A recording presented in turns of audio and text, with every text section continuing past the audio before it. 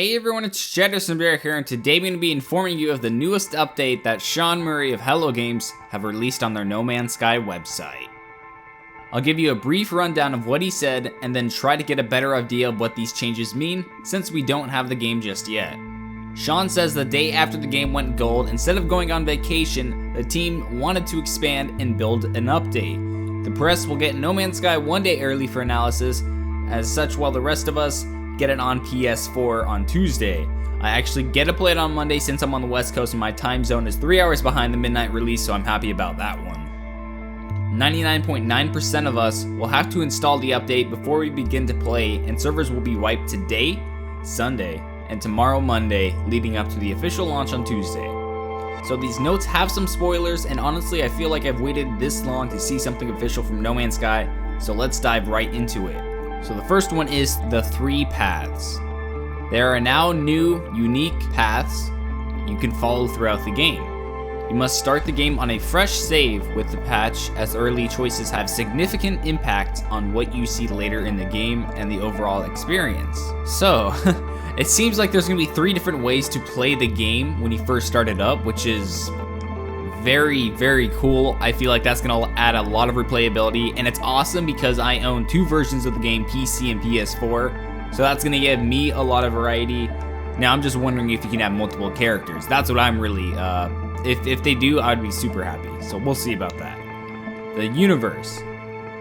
We changed the rules of the universe generation algorithm. Planets have moved. Environments have changed biomes. Galaxies have altered shape, all to create greater variety earlier.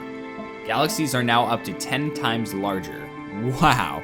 I can't tell if these are additions that have been shown like a year ago or whatnot, but I mean, that's interesting. Galaxies are now 10 times larger? So does that mean the game is 10 times larger than 18 quintillion planets? Is that what they're trying to tell us now? It's a little ridiculous. Alright, we'll see. Diversity. Creatures are now more diverse in terms of ecology and densities on planets. Well, that's always a good addition. You know, you always like more variety, so I guess they noticed that, you know, some things were getting mundane, which is nice that they're able to notice that. I heard they send probes out into the universe of the game to try and report back the errors within the game, so that's always good. Planets. We've added dead moons, low atmosphere, and extreme hazardous planets. Extreme hazards include blizzards and dust storms. That's actually really unique. I've never seen a dead moon. I'm not exactly sure what they mean by that. And low atmosphere, extreme hazardous planets. That'll be a trip, definitely. I'm excited for that one. Atmosphere.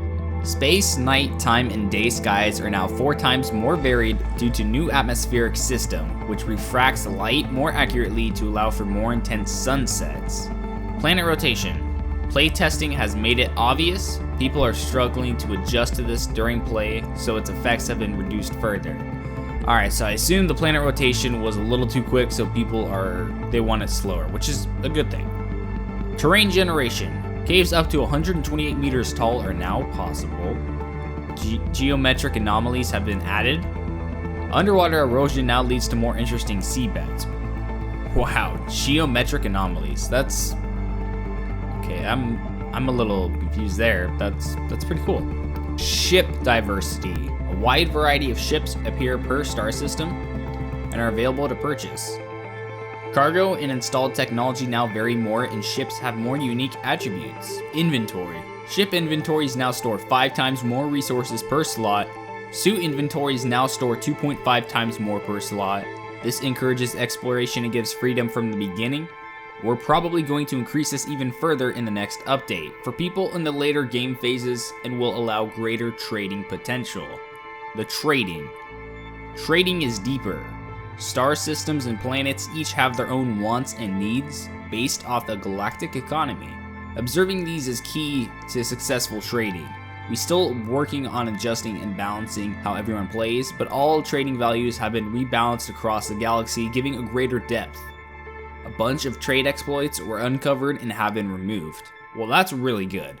I'm glad that people were able to get this game early on and show these off before everyone got their hands on the game, and IGN and like everyone else is like, oh, trading exploits, blah blah blah, and then Hello Games is like, well, feeding.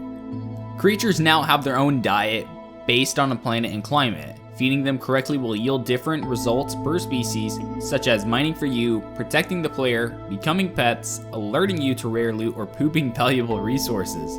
Survival. Recharging hazard protection requires rare resources, making shielding shards useful again. Storms can be deadly. Hazard protection and suit upgrades have been added. Liquids are often more dangerous. Well, that's gonna be fun. Graphical effects. Lighting and texture resolution have been improved. Shadow quality has doubled. Temporal anti-aliasing didn't make it in this time, but it's so close. Well, I can't wait until we get that addition. Balancing. Silver 100 upgrades have had stat changes, mainly exosuit and ship, but also weapon. New upgrades have been added. Combat. Auto aim and weapon aim have been completely rewritten to feel more gentle in general, but stickier when you need it. Sentinels now alert each other if they haven't been dealt with quickly. Quad and Walker AI is now much more challenging, even I struggle with them without a powered up weapon. Space combat. Advanced techniques have been introduced like brake drifting and critical hits. Bounty missions and larger battles now occur. Pirate frequency has been increased as well as difficulty depending on your cargo. Exploits. Infinite warp cell exploit and rare goods trading exploiting among others removed. People using these cheats were ruining the game for themselves, but people are weird and can't stop themselves. Whatever. Stability. Foundations for building on super large planets. Resolved several low repro crashes, in particular when player warped further than 256 light years in one session. Was only possible due to warp cell exploit above. So, I'm wondering if you're going to be able to build your own planets because they said foundations for buildings. Interesting. We'll see more about that later. Space stations. Interiors are now more varied. Bars, trade rooms, and hydroponic labs have been added. Networking. Ability to scan star systems other players have discovered on the galactic map increases the chance of collision. Star systems discovered by other players appeared during galactic map flight. Wow, that's really cool. So they're giving you a chance to actually see where other players have discovered on the galactic map, so you'd be able to potentially go to where they were and maybe find them there if they stay there. Interesting.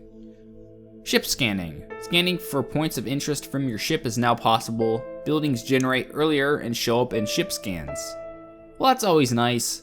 You're gonna be able to find buildings much more often. Flying over terrain. Pop-in and shadow artifacts have been reduced. Generation speed has been increased twofold. Planets with large bodies of water will be targeted in next update. Writing.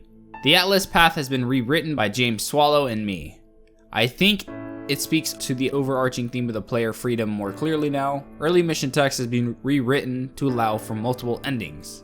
So that confirms that there's going to be multiple endings to the game, so there's going to be different ways to play it, which I'm super stoked for, beyond the, I guess, guides to the Galaxy Survival Guide and the exploration videos and all that and whatnot. So if you enjoyed this video, make sure to smash that like button and get subscribed. I really appreciate it. It helps out a lot. This was a lot to talk about, so I hope you're still here, and if so, get subscribed. I really appreciate that. So I hope to see you all later, and I'll be streaming No Man's Sky tomorrow, Monday at 9 p.m. Pacific Standard Time. Check your time zones, and I hope to see everyone there.